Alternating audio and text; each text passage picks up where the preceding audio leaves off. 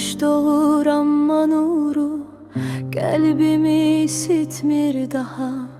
Sen gedenden hayatıma həsrət çöktü qaranlıqda. Küçelerde kölge kimi səs-səmirsiz gəzinirəm. Hər küncdə var sənin izin, unudulmaz bir xatirəm.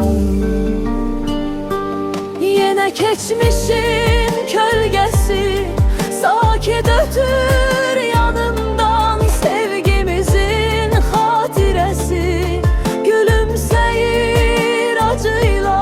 Zaman gedir, mən qalıram eşqin ümidsiz yolunda. Yarım qalmış hekayənin ən sonuncu varağında.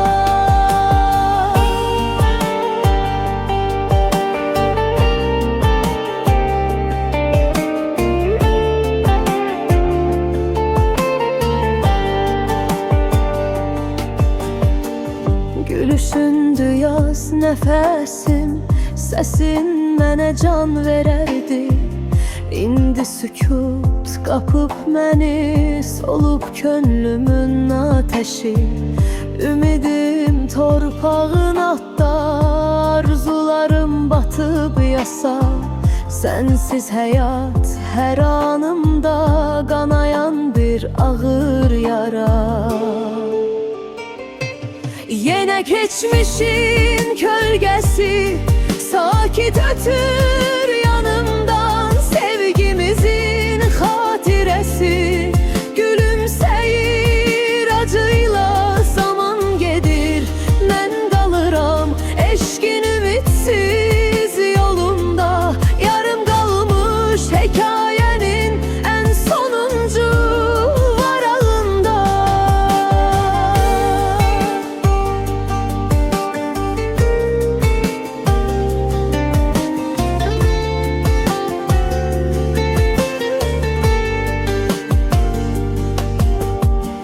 Günlərlə dua eylədim, Tanrıdan bir şans dilədim.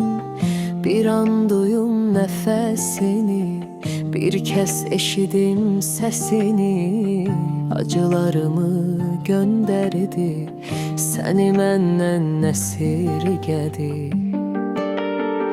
Tanrı bizi büz döndərdi, yazıq dərbli bəndəsindən. Fələyimdə, taleyimdə qorxdular, qaçdılar məndən. Təkcə həmdəmim oldu, əzab çəkən qara baxtım. Ayrılmaz yoldaşım oldu, bir də koralım yazım. Yenə keçmişin kölgəsi sakit ötür yanımdan, sevgimizin xatirəsi gülümsəyir acıyla. Zaman gedir,